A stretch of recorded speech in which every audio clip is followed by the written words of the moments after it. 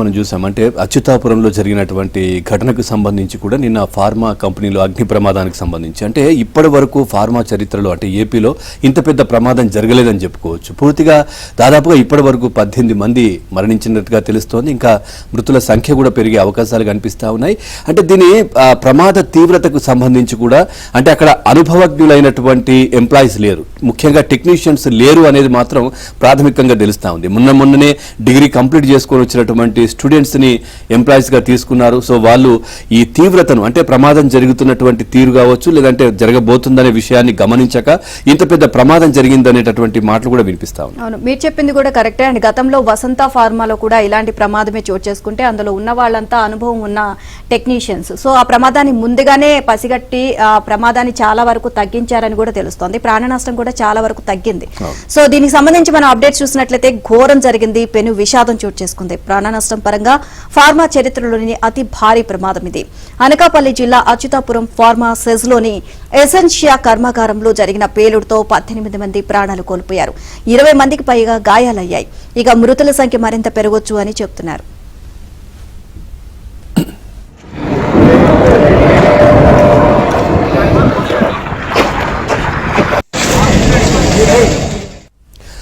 ముక్కలుగా మృతదేహాలు, గుర్తుపట్టలేని స్థితిలో కాలిన శరీరాలు, ఎటు చూస్తే అటు శిథిలాలతో ప్రమాద స్థలం భీతావాహంగా మారింది. కొందరి శరీర భాగాలు దూరంగా విసిరేసినట్లుగా పడిపోయాయి. సమీపంలోని ఒక చెట్టు కొమ్మలోనూ చిక్కుకున్నాయి. క్షతగాత్రులు చెల్లా చెదురుగా పడిపోయారు. ప్రమాదం సంభవించినప్పుడు ఎంతమంది కంపెనీ ఆవరణలో ఉన్నారు, వారిలో ఎందరూ బయటకు వచ్చారు, ఎందరూ శిథిలాల కింద చిక్కుకున్నారనేది ఇంకా లెక్క తేలలేదు. కార్మికుల కుటుంబ సభ్యులు పెద్ద సంఖ్యలో కంపెనీ వద్దకు చేరుకున్నారు. తమ కుటుంబ సభ్యులు కనిపించడం లేదంటూ పలువురు విలపిస్తున్నారు.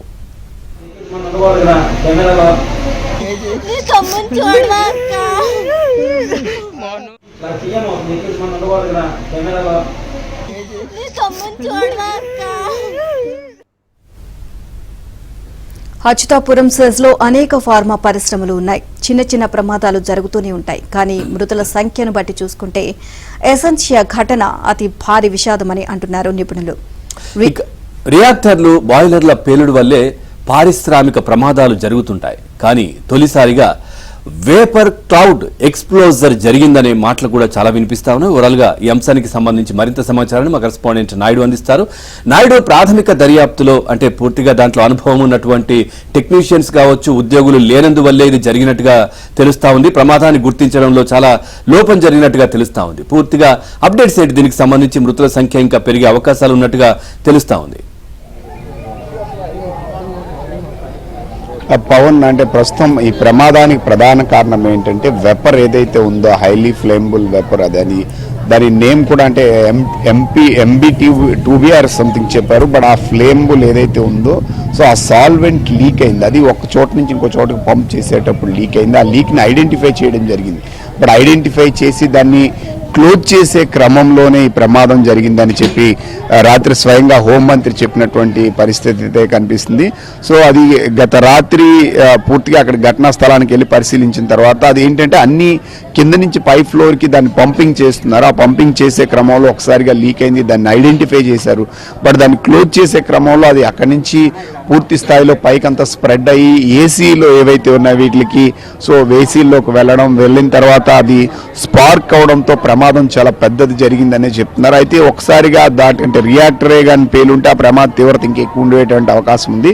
సో ఆ ప్రమాదం జరిగిన సమయంలో అక్కడ సుమారుగా 65 మంది వరకు ఉన్నారని చెప్పి రాత్రి అధికారులు కానీ వీళ్ళు కానీ చెప్పినట్టు 65 మంది అప్పుడు డ్యూటీలో ఉన్నారు. సాధారణంగా అదే బ్లాక్లో 318 మంది పనిచేస్తుంటారు. అది R&D డిపార్ట్మెంట్, అంటే అక్కడ రీసెర్చ్ వింగ్ ఉంటుంది, మిగతా వాళ్ళు ప్రొడక్షన్ డిపార్ట్మెంట్ ఉంటారు, టెక్నీషియన్స్ ఉంటారు, కెమిస్టులు ఉంటారు. సో వీళ్ళంతా కూడా అందులోనే ఉంటారు. సో ఈ ప్రమాదం జరిగే సమయంలో మాత్రం అది షిఫ్ట్ చేంజింగ్ టైం కావడం వల్ల సాధారణంగా ఒకవేళ షిఫ్ట్ కానీ కంటిన్యూ అయ్యి ఉంటే 318 మంది వరకు ఉండేటువంటి అవకాశం ఉండేది. ఆ సమయంలో 65 మంది పైగా అక్కడ ఉన్నారు.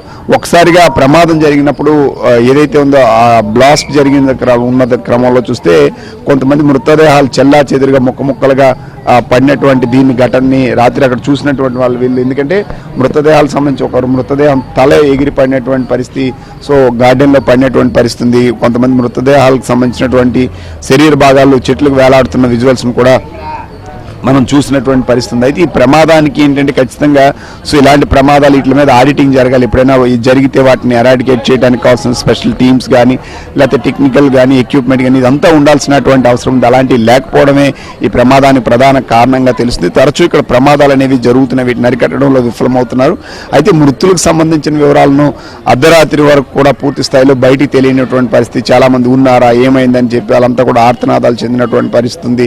సో ఇప్పుడు మనకి ఎదురుగా ఎవరైతే కనిపిస్తున్నారో వాళ్ళ కుటుంబ సభ్యులంతా కూడా సో సన్యాసి నాయుడు అనే ఒక అక్కడ లోపల అదే వార్డులో పనిచేసే వ్యక్తి, అతనికి సంబంధించిన మృతి చెందినట్టు వీళ్ళు ప్రకటించడం జరిగింది. అయితే మృతి చెందినట్లు ఇంతవరకు ఏం జరిగింది ఏంటి అనే విషయాలపైన కుటుంబ సభ్యులకు కానీ వాళ్ళకి కానీ ఎలాంటి సమాచారం లేదు. మృతదేహాన్ని కూడా మాకు చూపించలేదు, సో ఏం జరిగింది అని చెప్పి వాళ్ళంతా కూడా కుటుంబ సభ్యులు అక్కడ వచ్చి ఆవేదన వ్యక్తం చేస్తున్నటువంటి పరిస్థితి ఉంది.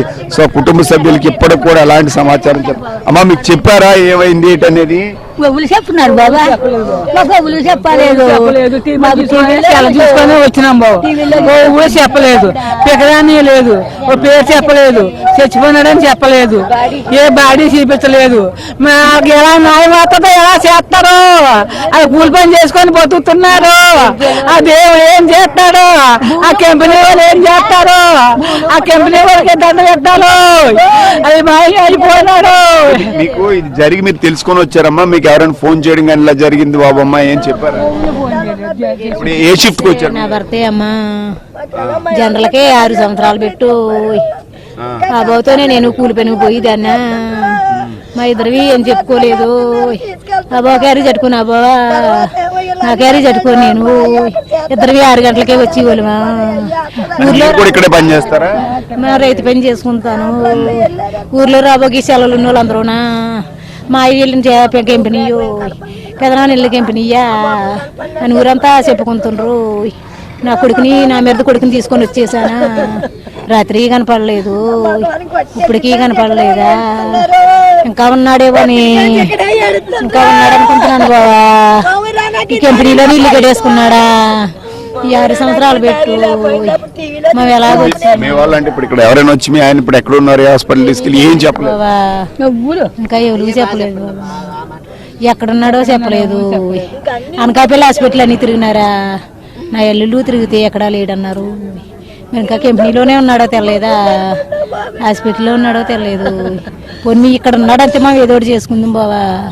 కంపెనీ ఊసానా తెలియదురా తమ్ముడు, ఎలా బతికినరా.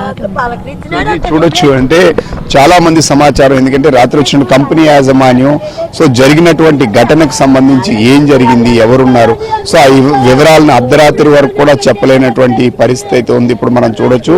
సో సన్యాసి నాయుడు అంటే మృతుల లిస్టులో అతని పేరు ఉంది. అయితే అతని మృతదేహం ఎక్కడుంది, ఎవరు చూస్తున్నారు ఏంటి ఆ సమాచారం ఇప్పటికీ కుటుంబ సభ్యులకు తెలియనటువంటి దుస్థితి. ఆ కుటుంబ సభ్యులంతా కూడా ఇక్కడికి వచ్చి కన్నీరు మున్నీరు అవుతున్నటువంటి దీన్ని ఆ విజువల్స్ లో మనం చూస్తున్నాం. ఇప్పుడు ఇదే కాదు, ఇప్పటికి కూడా కంపెనీకి సంబంధించినటువంటి యాజమాన్యం సో ఖచ్చితంగా ఆ షిఫ్ట్ లో ఎంతమంది ఉన్నారు, ఏం జరిగింది అనే వివరాలను ఇప్పటికీ చెప్పినటువంటి పరిస్థితి. రాత్రి స్వయంగా ఇప్పుడు కంపెనీకి సంబంధించినంత వరకు ఎవరైతే యజమాని కావచ్చు లేకపోతే కంపెనీకి సంబంధించినటువంటి ఉన్నతాధికారులు ఎవరైతే ఉన్నారో వాళ్ళు కానీ ఎవరు ఇంతవరకు వచ్చి పూర్తి స్థాయిలో ఇది జరిగింది, ఇది కారణం ఇది అనే విషయాన్ని లేదు. సో ఆ యాజమాన్యం కూడా స్పందించలేదని స్వయంగా హోంమంత్రి కావచ్చు ఇక్కడ అధికారులు కానీ వీరంతా కూడా చెప్తున్నటువంటి పరిస్థితి. సో అర్ధరాత్రి 2 గంటల వరకు కూడా స్వయంగా హోంమంత్రి వచ్చి వాళ్ళకి ఫోన్ చేసిన ఫోన్ లిఫ్ట్ చేసేవాళ్ళు లేరు, మాట్లాడేవాళ్ళు లేరు, ఇప్పటికి వచ్చి స్పందించలేదు. వారి స్పందన అయితే సరిగా లేదనే విషయం ప్రభుత్వం కూడా స్వయంగా చెప్తుంది. ఇప్పుడు ఉన్నటువంటి వీళ్ళు కూడా అదే చెప్తున్నారు. సో కంపెనీకి యాజమాన్యానికి సంబంధించి ఇది ఘటన జరిగింది, ఈ కారణం ఇది, సో ఇంతమంది ఉన్నారు, వీళ్ళు ఉన్నారు, వీళ్ళు లేరు, ఈ సమయంలో షిఫ్ట్లో వీళ్ళు ఉన్నారు అనే విషయాలను కూడా ఇప్పటికీ చెప్పలేనటువంటి పరిస్థితి.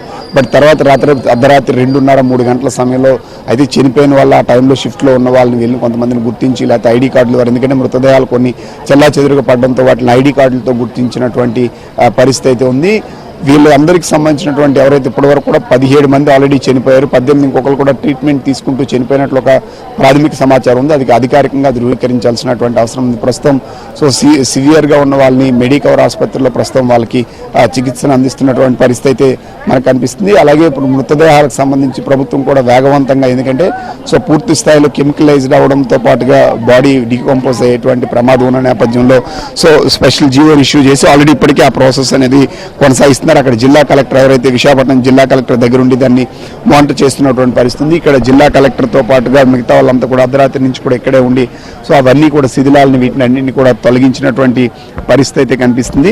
సో అర్ధరాత్రి వరకు కూడా ఎందుకంటే వాటిని క్లియర్ చేయడానికి ఎన్డీఆర్ఎఫ్ నుంచి స్పెషల్ టీమ్స్ రావడం జరిగింది. ఎందుకంటే ఆ సాల్వెంట్ లీక్ అయిన తర్వాత ఆ లోపలికి ఎవరు వెళ్ళలేనటువంటి పరిస్థితుల నేపథ్యంలో అర్ధరాత్రి వరకు కూడా రెస్క్యూ ఆపరేషన్ అనేది కొనసాగింది. సాధారణంగా ప్రమాదం జరిగిన వెంటనే కేవలం నలుగురుగానే ముందు అందరూ భావించినటువంటి పరిస్థితి. క్రమంగా రెస్క్యూ టీం వచ్చిన తర్వాత ఒక్కొక్కటి శిథిలాల నుంచి బయటికి తీస్తున్న కొద్ది మృతుల సంఖ్య క్రమంగా పెరుగుతూ వచ్చినటువంటి పరిస్థితి. ఇక్కడి నుంచి ఆసుపత్రికి తీసుకెళ్ళి కూడా ఆసుపత్రిలో చికిత్స పొందుతూ కొంతమంది చనిపోయారు. ఎందుకంటే లోపల కెమికల్ బర్న్ అయిన వాళ్ళు 65% బర్న్ అయిన వాళ్ళు 7 వరకు ఉన్నారు. సో వాళ్ళ పరిస్థితి కూడా కొద్ది క్రిటికల్ గానే ఉందని చెప్పి అధికారులు కానీ వీళ్ళు కానీ చెప్తున్నటువంటి పరిస్థితి. మరోవైపు ఈ ఘటన తెలుసుకున్నటువంటి రాష్ట్ర ప్రభుత్వం ఇక్కడికి ఆల్రెడీ టీమ్స్ కానీ స్పెషల్ టీమ్స్ కానీ ప్రత్యేక ఆల్రెడీ కమిటీ కూడా వేసింది. దర్యాప్తు అనేది ప్రస్తుతం కొనసాగుతున్నటువంటి పరిస్థితి అయితే ఉంది. మరి కాసేపట్లో ఎందుకంటే 10 గంటల 11-12 సమయంలో ముఖ్యమంత్రి స్వయంగా వచ్చి అక్కడ ఎవరైతే ఆసుపత్రిలో చికిత్స పొందుతున్నారో ఆ బాధితులను వాళ్ళ కుటుంబాలను పరామర్శిస్తారు. అక్కడి నుంచి నేరుగా ఈ ఘటనా స్థలానికే చేరుకొని ఇక్కడ ఏం జరిగింది ఏంటనే వివరాలను తెలుసుకోవడంతో పాటుగా నేరుగా ప్రమాద ఘటనా స్థలాన్ని కూడా ముఖ్యమంత్రి చంద్రబాబు నాయుడు పరిశీలించిన తర్వాత దీనిపైన స్పందించేటువంటి అవకాశం అయితే మనకి కనిపిస్తుంది. ఇంకోటి ఏంటంటే గత ఉమ్మడి విశాఖ జిల్లాలో జరిగినటువంటి ప్రమాదాల్లో అతి భారీ ప్రమాదం అనేది మనం చెప్పొచ్చు. ఎందుకంటే ప్రమాద పరంగా చూస్తే చిన్నదే కావచ్చు, బట్ మృతుల సంఖ్య అనేది మాత్రం ఎక్కువగా ఉంది. ఇప్పుడు అక్కడ బ్లాస్టింగ్ కాకుండా అది ఇప్పుడు నార్మల్ గతంలో అయితే రియాక్టర్స్ ఫెయిల్యూర్ జరిగాయి, బట్ ఈసారి గ్యాస్ లీకేజ్ అయ్యి లీక్ ద్వారా ఫైర్ అయ్యి బ్లాస్ట్ అయినటువంటి దీన్ని నిజంగా రియాక్టర్ కానీ పేలుంటే ఇంకా పెద్ద ప్రమాదం జరిగి ఉండేదని చెప్పి చాలా మంది వీళ్ళంతా చెప్తున్నటువంటి పరిస్థితి. వీటి మీద ఖచ్చితంగా ఏదైతే సేఫ్టీ ఆడిట్ అనేది ఖచ్చితంగా జరగాల్సినటువంటి అవసరం ఉంది. సో ఇన్స్పెక్టర్ ఆఫ్ ఫ్యాక్టరీస్ అనేవాళ్ళు సిబ్బంది అనేది వాస్తవంగా ఇక్కడ కొరత ఉంది. గతం నుండి కూడా ప్రమాదాలు జరుగుతున్నప్పుడు కూడా సిబ్బంది నియామకంలో కానీ, రెండోది ఏంటంటే మారుతున్న టెక్నాలజీకి అనుగుణంగా సేఫ్టీని ఆడిట్ చేసేటువంటి ఎక్విప్మెంట్ ఇవన్నీ కూడా ప్రభుత్వం దగ్గర అయితే కావచ్చు, లేకపోతే అక్కడ ల్యాబ్స్ దగ్గర కానీ ప్రస్తుతం లేవనేది మాత్రం స్పష్టంగా తెలుస్తుంది. అందుకని ఈ ప్రమాదాలు జరగడానికి కానీ లేకపోతే ఆ సోషల్ ఆడిట్ ఏదైతే సేఫ్టీ ఆడిట్ చేయడానికి కానీ సో ఆ సిబ్బంది వచ్చినా పూర్తిగా ఐడెంటిఫై చేయలేనటువంటి పరిస్థితి. సో దీంతో ఖచ్చితంగా ప్రభుత్వం దీని మీద ప్రత్యేకంగా దృష్టి పెట్టాలి. ఇంకోటి రాష్ట్రంలో ఎక్కువ పరిశ్రమలు సజ్జులు విశాఖపట్నంలో ఉన్నాయి కాబట్టి ఇక్కడే ఏర్పాటు చేయాలనేది ఒక డిమాండ్ ఉంది. మరోవైపు ఇలాంటి బర్న్ ఇన్సిడెంట్స్ జరిగినప్పుడు గతంలో స్టీల్ ప్లాంట్లో జరిగింది, చాలా ఫార్మా కంపెనీస్లో జరిగాయి. సో అలాగే అక్కడ మనం చూసుకుంటే ఎల్జీ పాలిమర్స్లో జరిగింది.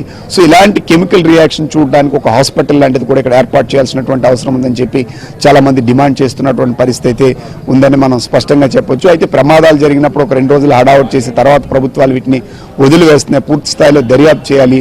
ఇప్పుడు ఉన్నటువంటి సజ్జలు సుమారుగా 200 పైగా పరిశ్రమలు ఈ కెమికల్ రిలేటెడ్గా పరిశ్రమలు ఉన్నటువంటి పరిస్థితి ఉంది. అలాగే ఇప్పుడు ఇక్కడ విశాఖపట్నంలో ఉన్న అన్ని సజ్జల్లో కూడా ఈ భద్రత పైన వీటిపైన ఆడిట్ చేసి దృష్టి పెట్టాల్సినటువంటి అవసరం ఉందని చెప్పి వీళ్ళంతా చెప్తున్నటువంటి పరిస్థితి అయితే కొనసాగుతుంది. మృతదేహాల పోస్ట్ మార్టం అనేది కేజీహెచ్లో ఆల్రెడీ కొనసాగుతుంది. మరి కొంతమంది అనకాపల్లిలో అంటే అవుట్ ఆఫ్ డేంజర్ ఉన్న వాళ్ళంతా కూడా అనకాపల్లిలో కొంతమంది ట్రీట్మెంట్ తీసుకున్నారు. వైజాగ్లో వేరు ప్రైవేట్ హాస్పిటల్ మరి కొంతమంది కూడా ట్రీట్మెంట్ అనేది ప్రస్తుతం అయితే కొనసాగుతుంది. 35 మంది వరకు ఇప్పుడు ప్రస్తుతం అయితే వివిధ ఆసుపత్రుల్లో చికిత్స పొందుతున్నటువంటి పరిస్థితి. 17 మంది వరకు మృతి చెందారు. ఒకరు ట్రీట్మెంట్ తీసుకుంటూ చనిపోయినట్టు ఒక సమాచారం, బట్ అధికారికంగా ధృవీకరించాల్సినటువంటి అవసరం ఉంది.